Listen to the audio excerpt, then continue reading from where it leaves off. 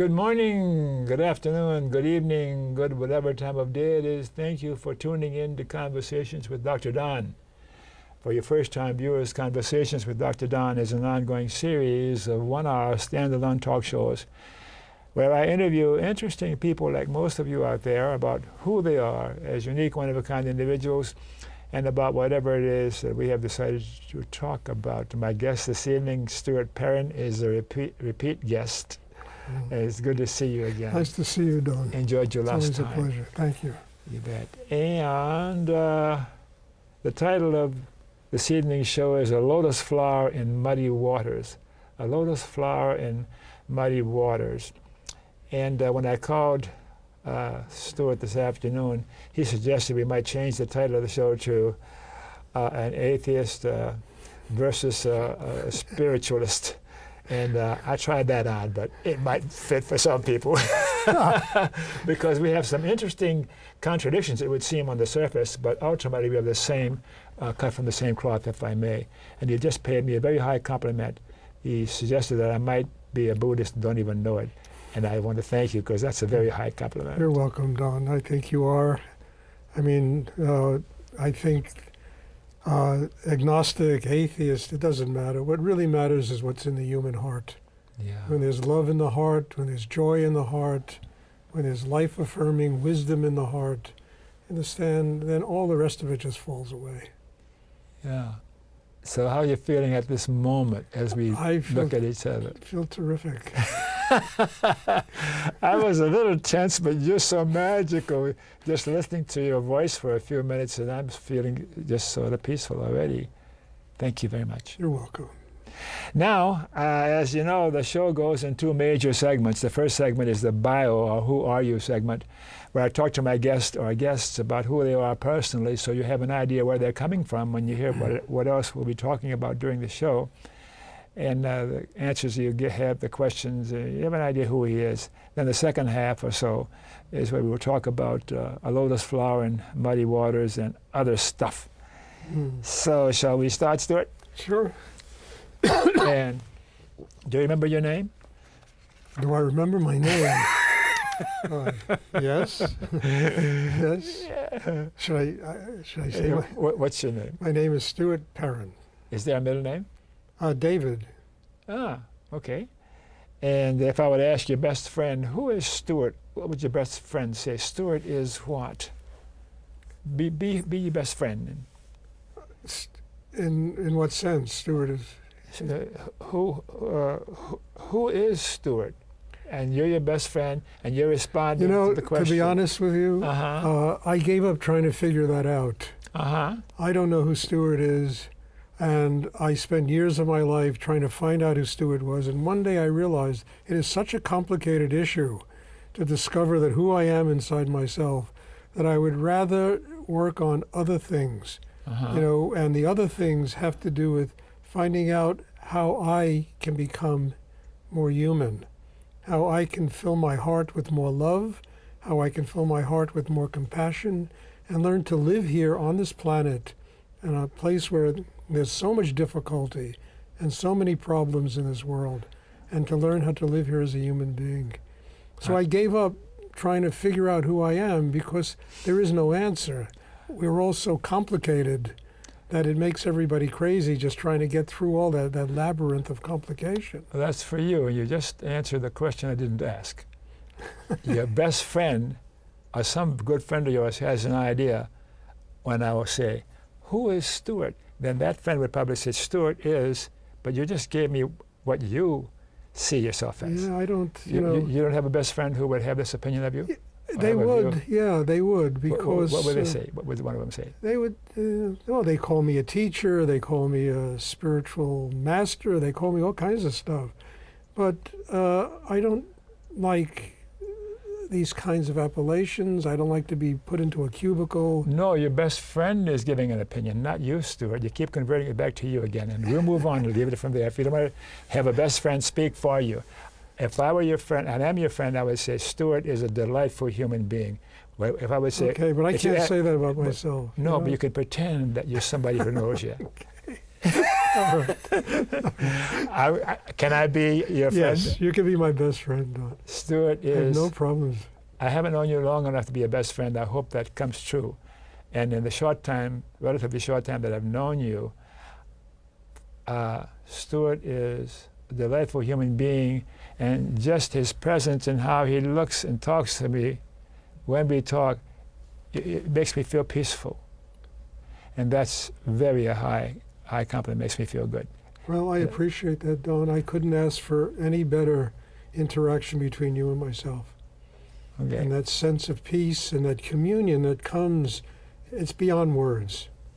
It's beyond anything I can think of. It just comes from a place that I don't understand, and yet I know that when two people can relate to each other that way, you touch a depth that is really remarkable in terms of friendship, communication, ability to be with other people, to not sit in judgment of other people, to have patience and tolerance, and above everything, to have compassion for other people, because people really are, everybody in one way or another is struggling with their life. And we need to be able to see each other this way. I learned years ago that the greatest teacher for me is life. And I can't learn from life if I'm fighting with life all the time. I can't learn from you or from anybody if I'm here to prove that I'm right. I can only learn from people and life if I listen and I open and I let it come into me and I let it teach me, the wonderful things about myself, the stupid things about myself, where I make mistakes, where I blow it, and at the same time where there's something completely incredible about the way I live. And only life can teach us that. But we have to listen. Where were you born? I was born in the Bronx, New York. I never know. I was born in the South Bronx. South Bronx. South Bronx in New York. What makes the South Bronx unique? Why do you say the South Bronx? When I was living there, it was verging on a terrible slum. It was a tenement area, but it was an area that was kind of wonderful because it was mixed races. It was people from just about everywhere, from Puerto Rico, from, black people, people from everywhere, Jewish people, Irish people, and the school I went to was such multi-denominational that you kind of went around colorblind in the neighborhood I lived in. I was a very good basketball player, believe it or not, when I was a kid. And I used to love to go to the parks and play with, what I always considered the best basketball players, with all the black guys in my neighborhood, the African-American guys in my neighborhood. And I would go in there and play with them, and I loved it because it was always a great game. So I grew up in that kind of environment. Could you jump? Remember that movie, Yeah. White Men Can't Jump? I remember. I could get my hand just above the rim. I couldn't dunk, but I had a very good jump shot. So when was this? When were you born? I was born in 1942. Okay, you ready for your trick question? Go ahead. Why were you born, Stuart? Why? Yeah. That, like myself, I haven't figured out yet, Don. I love it. I'm taking this all in pretty good here, I haven't figured that one out yet.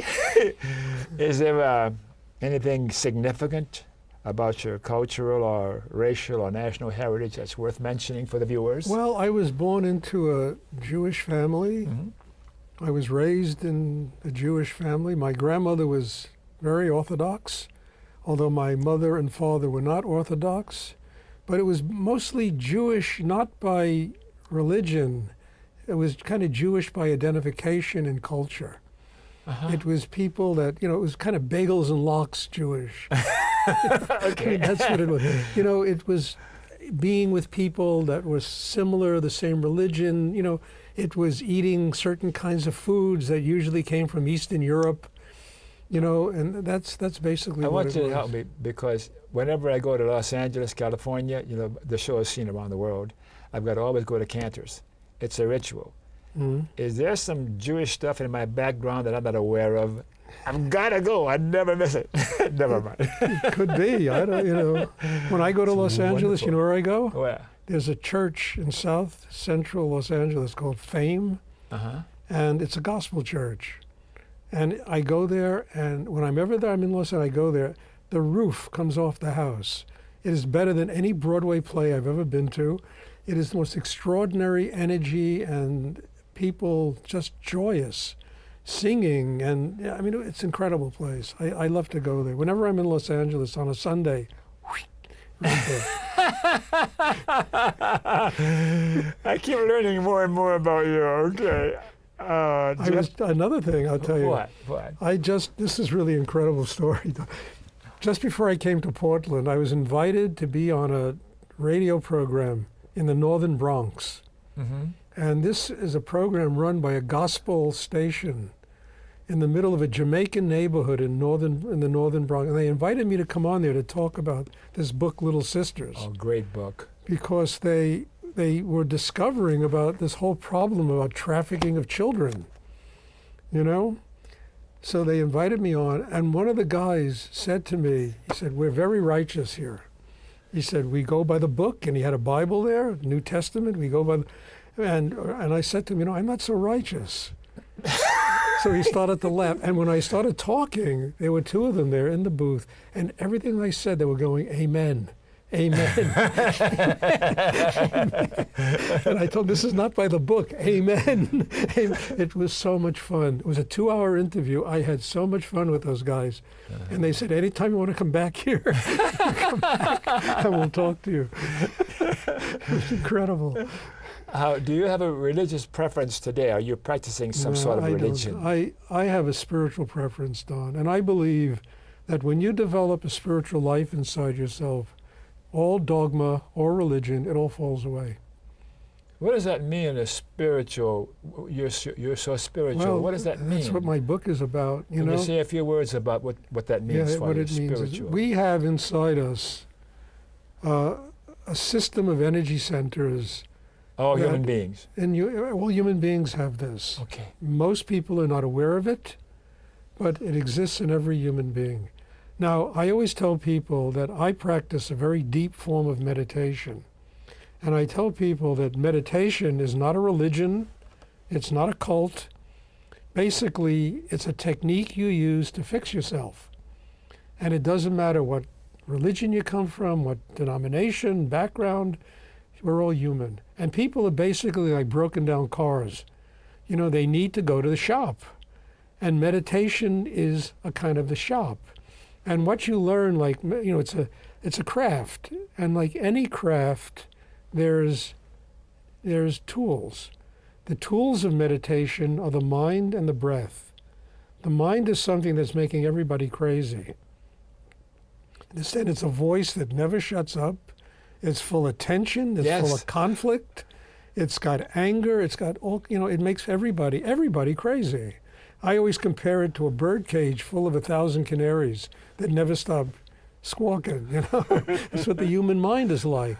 We need to learn to quiet the mind. Yeah. How long have humans been meditating? Since the beginning of humans, really. What I do goes back tens of thousands of years. The kind of meditation I practice. Goes back right to the beginnings of meditation, what I practice and teach.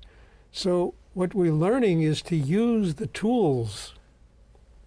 And the tools are mind and breath. Now, breath is very interesting. It's life. Inhale, you understand? You take in life. Exhale, you let go of a part of yourself. So and what happens is, that every time we inhale, we receive life. Exhale. And there's a very interesting Indian mantra. Mantra's a prayer. From India? From India. And it's so hum. When you inhale, you say so. When you exhale, you say hum. So hum means I am that. I am one with everything. And it's really no different than in the Bible where I am that I am that I am. And there's a burning bush. Well, the burning bush is all of the human crap being burned and transformed into spirit. And this takes place inside everybody who practices deep meditation. What is spirit? I don't know, Don. I have no answer to that. All I know is that when you do a practice such as the nature of what I do, it just works. And I only know that it works because I have seen what it has done for my life. So spirit is a term that you apply to feeling okay with yourself or at peace with yourself or something? At peace with yourself, but even more, at peace with the world. Being able to live in this world and have balance in this world and keep your heart open and to recognize the suffering that goes on and have compassion for the human race. So it's not only, it's the I am, that. I am one with everything in this life. And if I can get my stuff together, it'll make it a better place for other people to live when they're around me. I'm glad you recognize this is a family show. You said stuff together. I was going to say something else. How about your education, your formal education? How much did that stuff It took me 10 years to graduate from college. I dropped out of junior high. Did you know that? Yeah. Yeah, well, I took 10 years. I went to college. I never knew what I was doing there. And I quit. I went to Europe. Spent off and on 5 years in Europe. I would come back to the States. I would go back to college. I would quit again, go back to Europe. I went to Africa, North Africa. I was on my way to India every trip. And I never made it there. You know? Why were you going so much, all these places? What were you looking for? I was looking for, at that time, for Stewart. I was looking for Stewart. Still looking?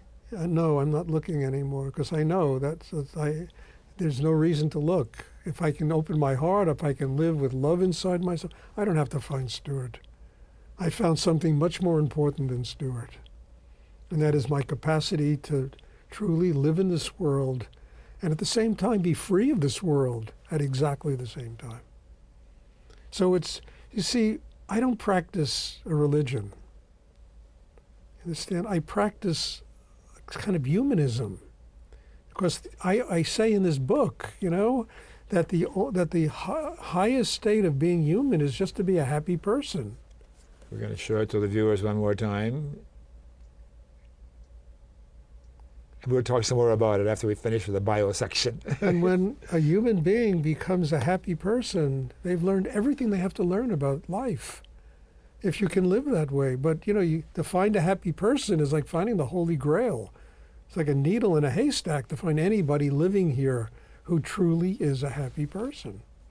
Not, I don't mean just you get turned on, you know, at 3 o'clock in the afternoon because something good happens to you. I mean somebody who can sustain it day after day after day and can live with joy in their heart and love inside them and can share that joy with the people that are in their lives. To me, that is really what my life has become and what I really have always wanted it to be about. I'm a clinical psychologist, and I've studied many models of psychology and psychotherapy. And what came to mind just now when you said that was anguish, free of anguish. Mm-hmm. Anything else is like icing on the cake. That's right. Yeah. I always tell people on the other side of all of us is a spiritual life. We have to get free of ourselves. We are the problem.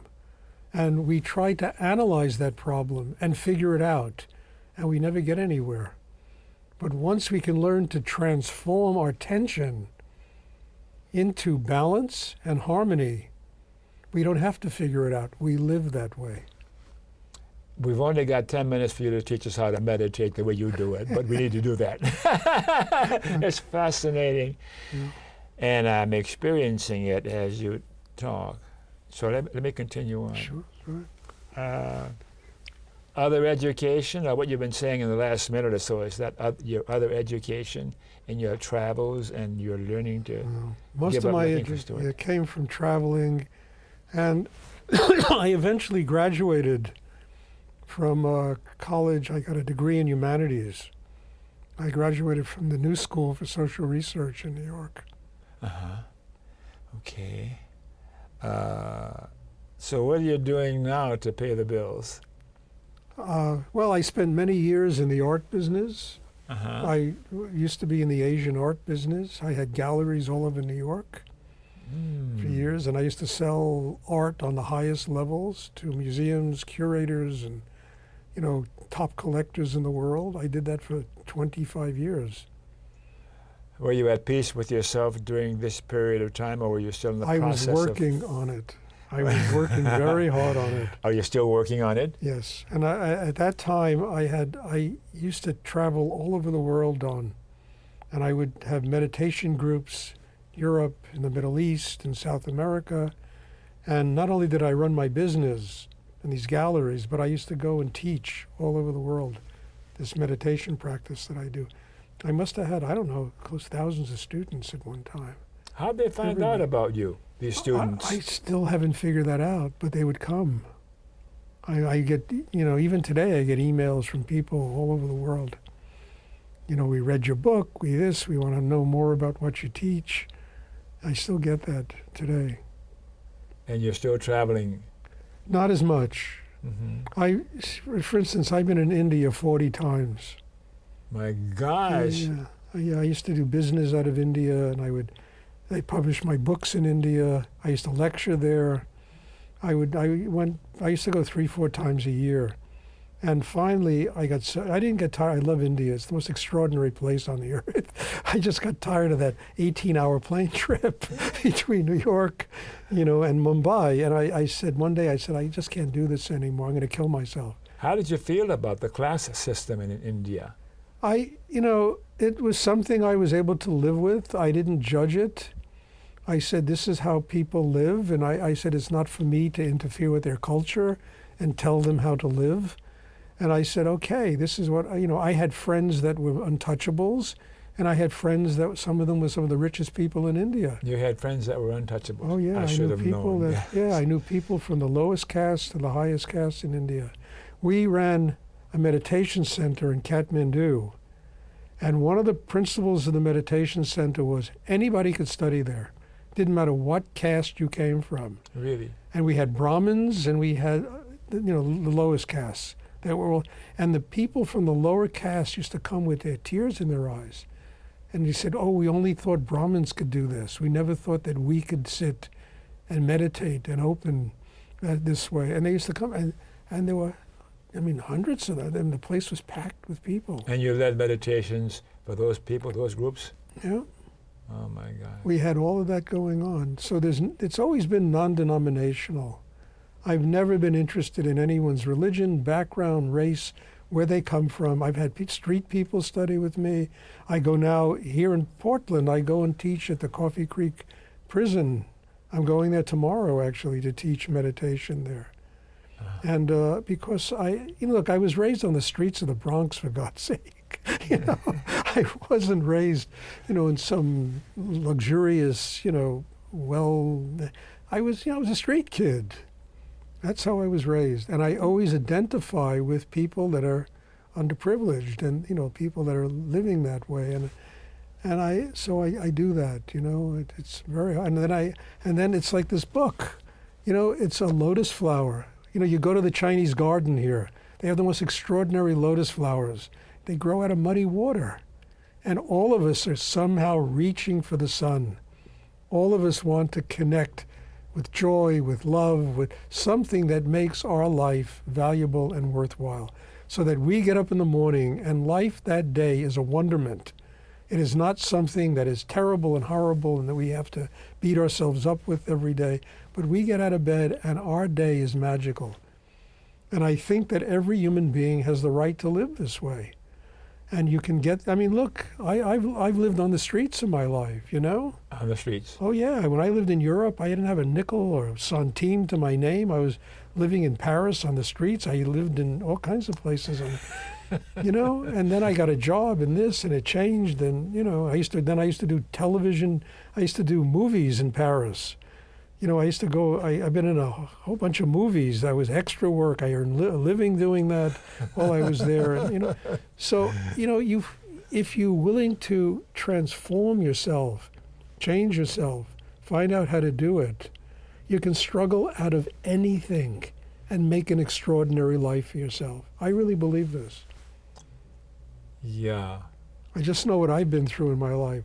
I've lived in palaces and I've lived on the streets, Don, and that's really the truth. What about fortune and fate and those kinds of things? And I think about the poor people in Gaza right now and the people on that mountain in Iraq. Yeah, it's horrible. It's horrible. Are those individuals capable of doing what you said you can do? Yes. There are people that lived in the Holocaust, that were in concentration camps, and came out of it in remarkable ways. Okay. You can come out of anything and transform your life into something remarkable. I believe this. Yeah. We all live in mud, in one kind of mud or another. You're inviting a real stretch here for me, but I'm going to do it. Well, we all kind of, what is the greatest mud? Human tension. Yeah. Insecurity, inner problems, anxieties, fear, all that stuff. That is the greatest mud. If the immediate environment for an individual is loaded with all those things you just mentioned, you're requiring an extraordinary ability or whatever it takes to overcome that and live a happy life. That's right. But everybody has it inside them to do it. If they listen to you and meditate the way you talk about it. Well, not only me, there are other people that teach things that are wonderful, that could be used. But everybody, see, I get back to a simple thing. Everybody breathes, everybody has a mind, and everybody has something that you might not even believe in, but it's called a chakra system. The chakra system is a direct link in every human being to spirit. And if you learn to develop those chakras, when people do the martial arts, karate and aikido, they're taught something that is remarkable. That is, you go inside yourself to a place that is right here. This is the center of balance in a human being. It's about 2 fingers below the navel. The Chinese call it the tatien, the Japanese call it the hara. And they talk about something called qi. And qi, when you can bring the mind and focus it here, all of that conflict becomes harmony and balance. And when you get harmony and balance, you begin to build something that almost nobody has, and that's a root system inside yourself, a foundation inside yourself. Great singers all sing from here. They sing from the gut. You understand, when an athlete is in the zone, he's right here. He's not thinking about it. He's right here. You understand, dancers, when they're really dancing and they're extraordinary, they're dancing from here.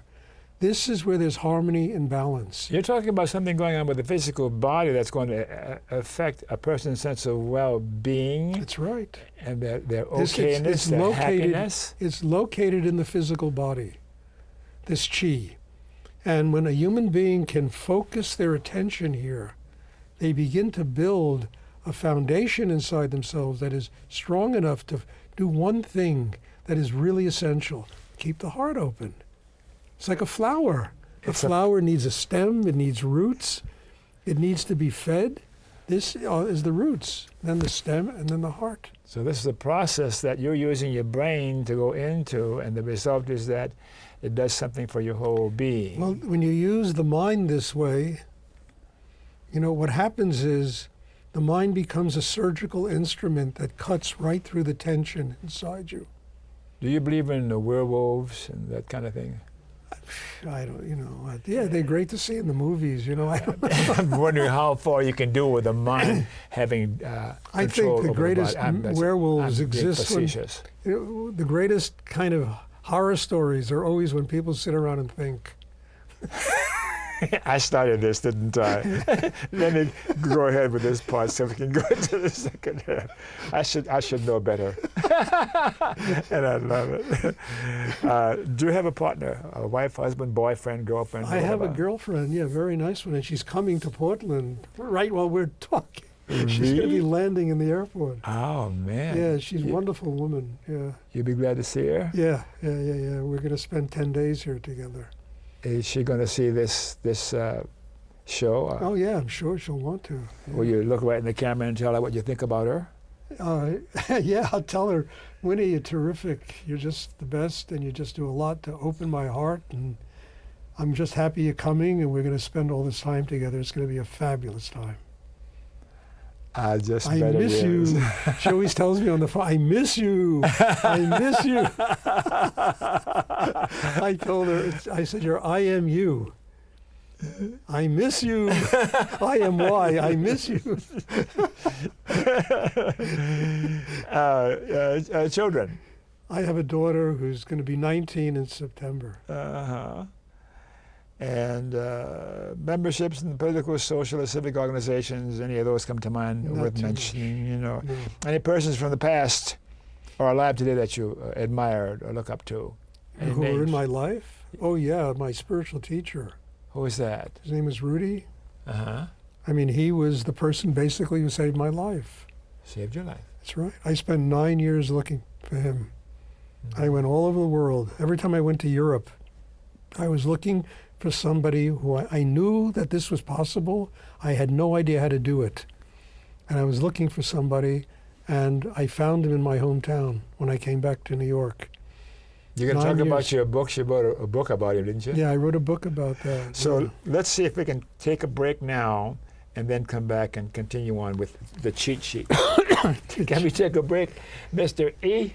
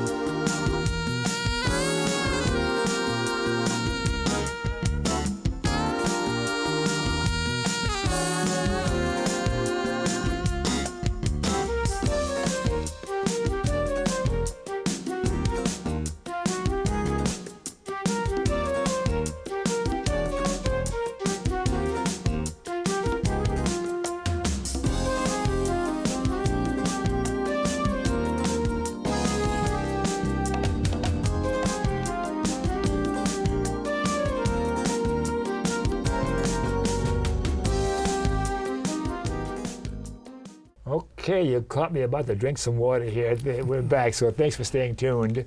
And for your viewers who missed the opening of the show, you're watching Conversations with Dr. Don. It's an ongoing series of one-hour standalone talk shows where I interview interesting people like most of you out there about who they are as unique, one-of-a-kind individuals and about whatever else we're going to be talking about. And of course, with my guest, Stuart, and I are going to be talking, Stuart Perrin, about a lotus flower in muddy waters, and we'll talk some more about that. We're going to talk some more about his other writings and other stuff about him. So let me ask you a couple questions about that. Okay. Your last appearance on the show, you talked about Little Sisters. Yes. Will you say a few words about that, because it was a good show? In 1992, with Chris Jones. Chris Jones, delightful human being. Yes. The two of us ran a safe house in Kathmandu. A safe house? Yeah, working with doctors and NGOs to find children that were prime targets for the sex trafficking industry from Nepal to India. Before that, I knew nothing about any of this. And in our safe house, we had about 20 girls, kids, 12 years old, 14 years old, that would have wound up in brothels in India if we didn't take them in. We sheltered them, we clothed them, we educated them, basically saved their lives. Who's the we you're talking about? Chris, you and Chris? Yeah, Chris and myself and other people that were working with us there. An organization? Yeah, an organization called the Bahini Foundation. Okay. Please Well, go we on. had women living in our house that had escaped or were thrown out of brothels in India, principally a place called Falkland Road in Mumbai, which is one of the great horror places on the earth. It's an unbelievable place. And these women told us what happened to them, how a 12-year-old child was transformed into a machine that sleeps with 20 men a day. 20 men a day. 20 men a day. And I listened to this. It was so horrible to me. And I said, the world's got to know about this.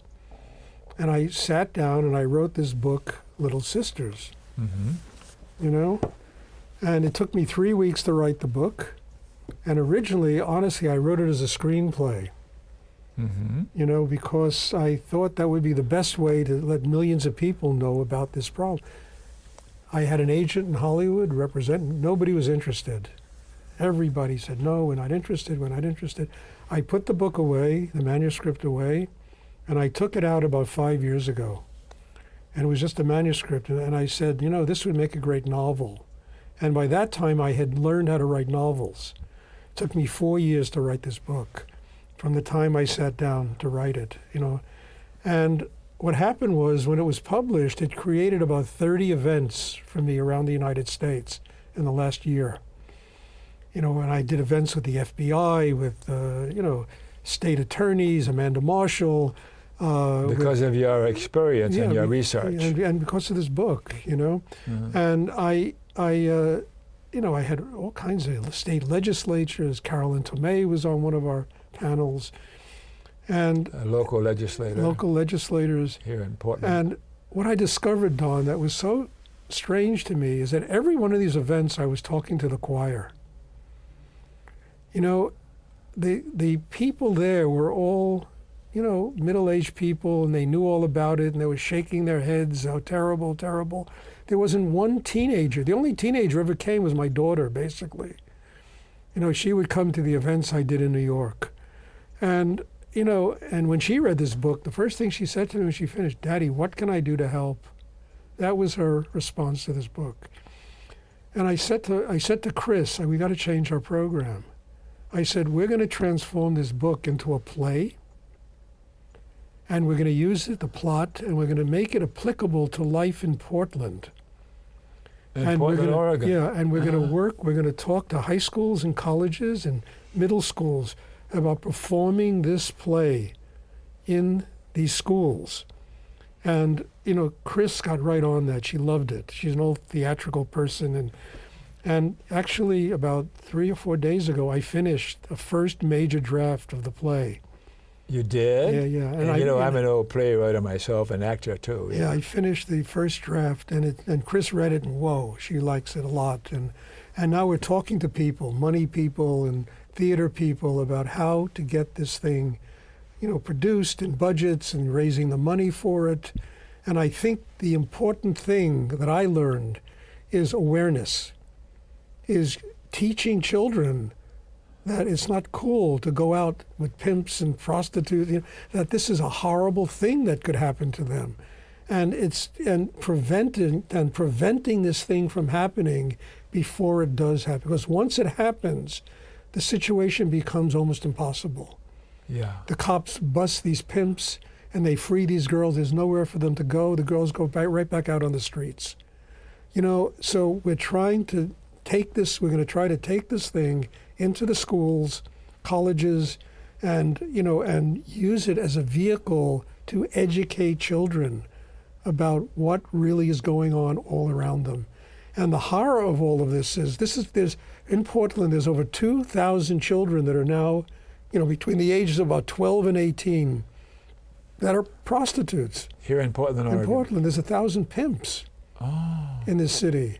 In the United States, there's 300,000 children that are being trafficked today. In the world, there's 27 million people that are being trafficked today. It's a $32 billion industry. Where do you get your numbers? The United Nations. Okay. The United Nations. These are figures that they publish. You can go online and see this. Of course. I'm not making this up. I didn't think you were. I just wanted to know where your numbers came from. So we decided that education is absolutely tantamount to preventing this thing from happening.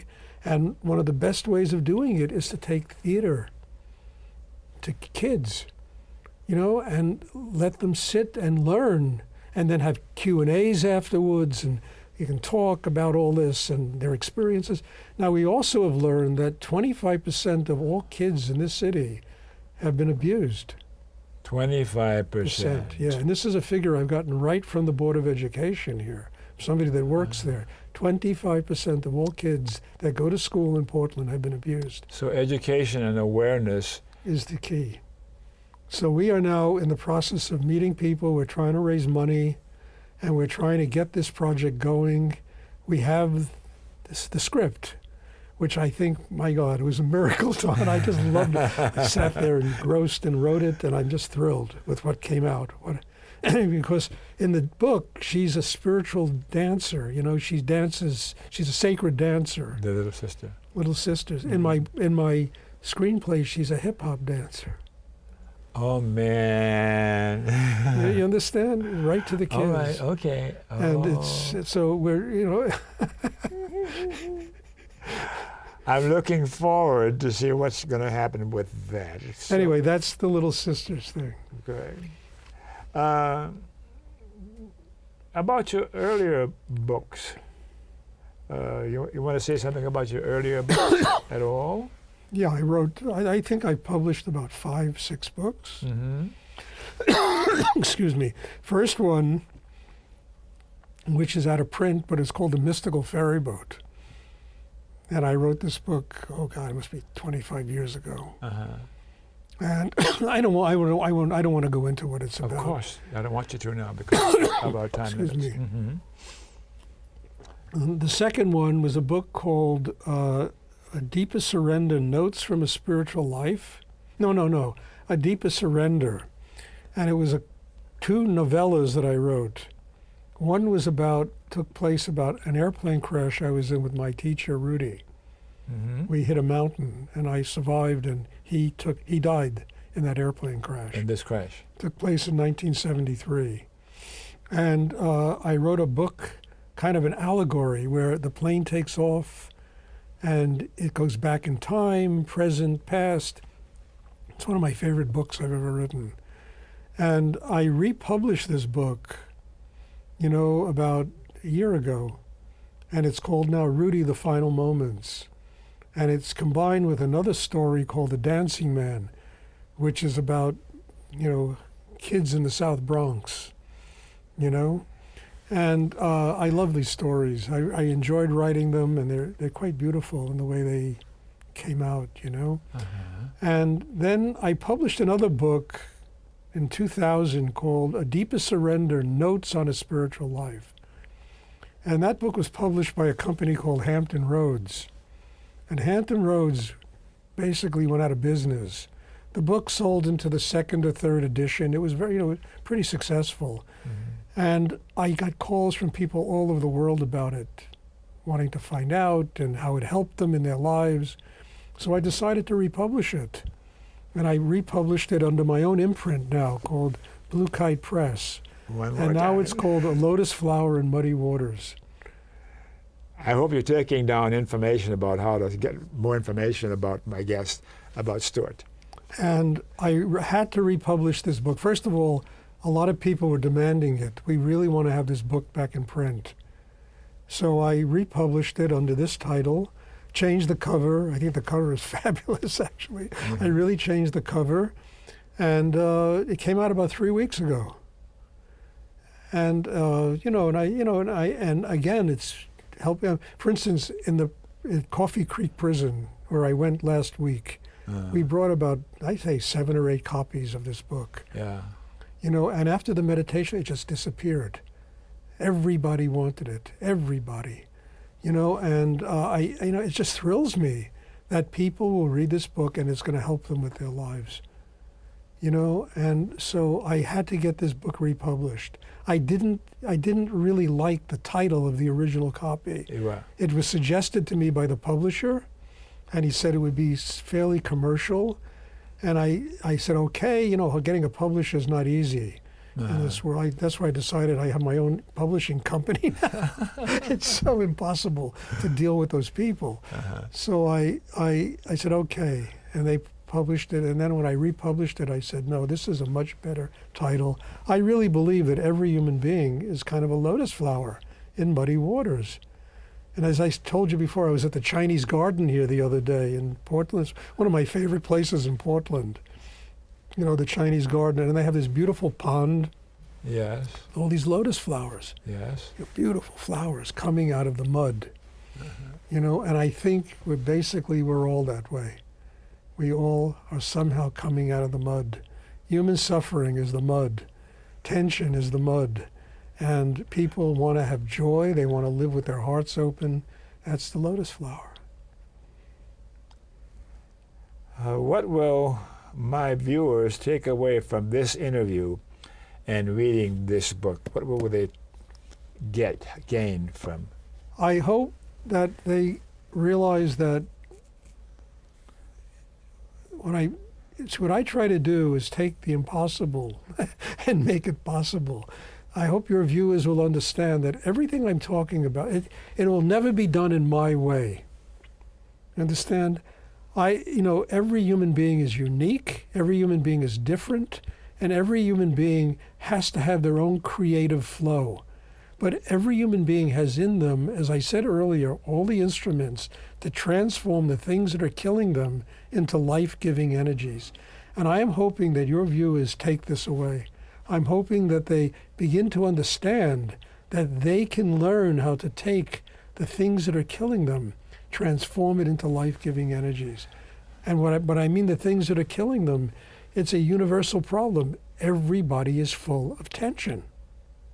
So the way to get rid of the tension is to breathe, to learn and how meditate. To breathe. Learn how to breathe properly, learn how to use your mind properly. And the biggest thing is to build foundation and balance inside yourself. And you do that by meditation and breathing? Well, it's the only way I found. That's how I found how to do it. I'm sure there are other ways. But this is what works for me, Dawn. And I don't know what works for everybody else. But I know that when I met my teacher, there weren't many people on this planet that were crazier than I was. And I mean this. He once told me, I'll never take another student like you. I understand why he said that, Stuart. He told me that. And and before I met him, I went to teachers all over the world. I went to priests and rabbis and gurus and swamis, and I wanted somebody, and all I used to hear was love, peace, and eat vegetables. And I would sit and chant prayers, but nothing got my mind quiet. And I said, how do I get this thing to shut up? And then after 9 years, I met Rudy, and he was the first person who said, here's a technique of how to do it. A technique. Not just telling me what I had to do, but here's a way to do it.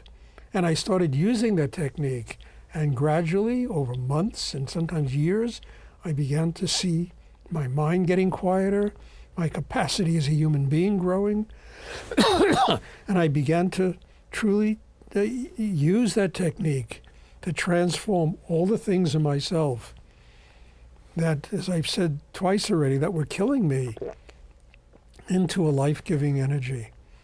And what I become today is a product of that technique that he taught me. And the technique is in this book. Is in the book. I talk about it throughout the whole book, about what it does, how to do it, and how to really transform one's life. And I'm saying it's not going to work for everybody, but if somebody wants to learn this, it's available. And certainly I would be happy to teach it to them. Chris Jones, who teaches it here in Portland, she would be happy to teach it to them. Mm-hmm. We don't even charge for this. People can come, it's free. It's incredible. You've got his email address and his website out there, hopefully. Now, in preparing my questions to ask you before we went on the air, I had a question here that I've been tossing around in my head ever since I first met you in the first interview we did. And I wanted my viewers to appreciate that I'm still an agnostic atheist, not atheist, in that I haven't been fully converted to abandon my humanistic thinking and belief now and suddenly start meditating and breathing properly. So I had this sort of disclaimer. Let me read it to you. I read about half of the book and stopped because so much of what I read was too far out from my own agnostic, atheistic belief structure. At this point, you might talk about what you wrote and your thinking behind what you wrote. Or I can tell you about my own disconnect when I consider some of your terms and phraseology. It's your call, my friend, please. But I've decided we're going to have you talk about your book now. Whatever. Is that okay? Yeah, it's fine with me. Look, in the book, I say something very simple. I say, when a person, it doesn't matter, if a person is happy, if their heart is open, it doesn't matter if they're an agnostic, doesn't matter if they're an atheist. This is in the book. I'm quoting from. It doesn't matter if they're Christian, Jewish, Muslim. Say, if their heart is open and there's love inside them and joy inside them, they are having a spiritual life. That is the essence of a spiritual life. It is. So how do you get your heart open? That's the key. It takes work. Person has to work on themselves. They have to work, and again, using the mind, the breath, to build a system inside that is strong enough that no matter what garbage goes on in this world, we can keep our hearts open. We can be full of love. We can be full of compassion. So it doesn't matter. I'm not a religious person, Don. I believe that when you're having a spiritual life, there's no more religion. There's no more dogma. There's no more right way to do it, wrong way to do it. There's just life in all its magical and wonderment that manifests around us all the time. A spiritual life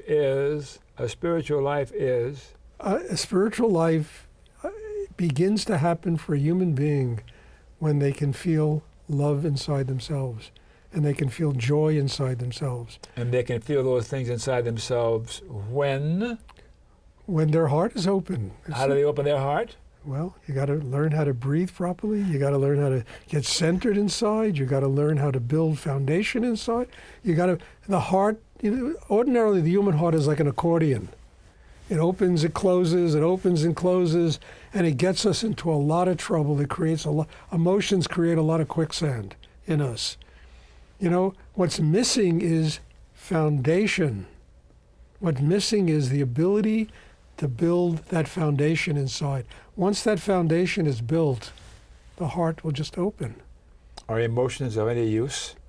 Yes, when they're transformed into joy and love and happiness, they are the highest emotions on the earth, highest language that human beings can use to communicate with each other. So emotions are very important. Mind is very important, but there's two minds.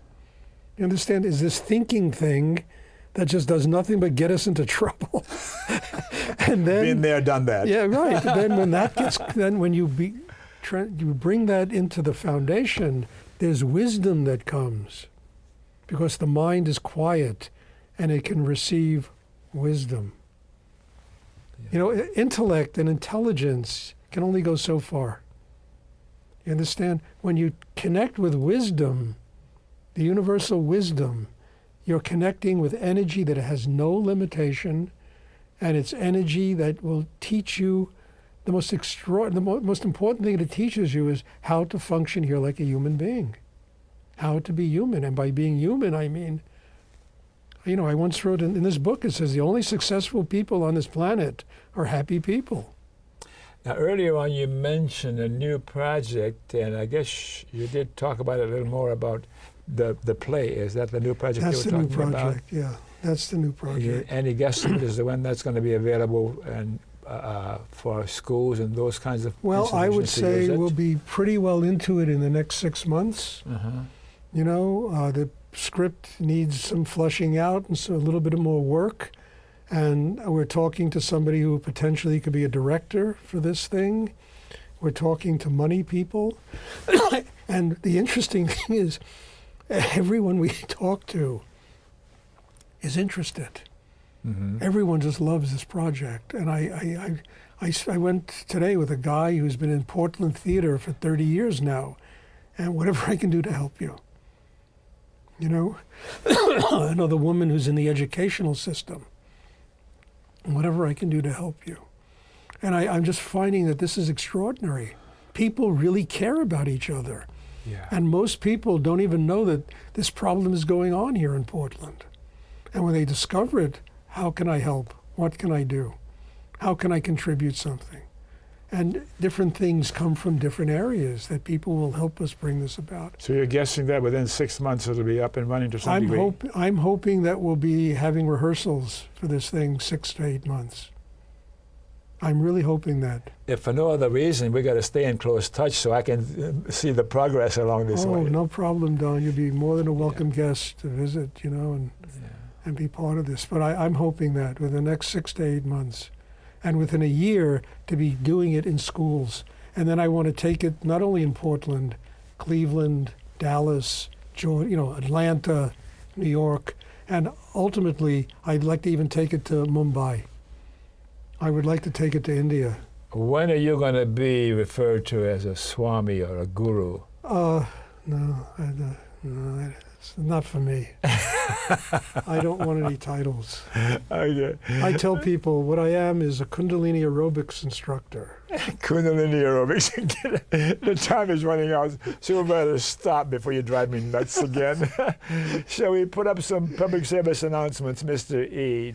To get my show local broadcast schedule, go to my website and click on present day activities.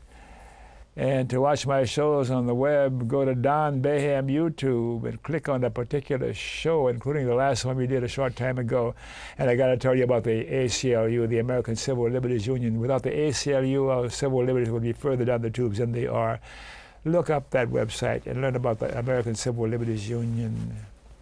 To get Dr. Don's shows broadcast by other stations in other parts of the country, or ask your local public access station to go to pegmedia.org and follow the instructions there so you can have my shows broadcast from locally. And corporate personhood, we got to take our Constitution back. Go to www.movetoamend.org so we can amend the Constitution and overcome the Citizens United and the direction our government is taking. Oh, I want to thank you for watching, and remember, KFC, not Kentucky Fried Chicken, Dr. Don's KFC. Kind, friendly, and charitable, like Stuart, my friend, is. Thank you so much for coming on. You're welcome, Don. Yeah.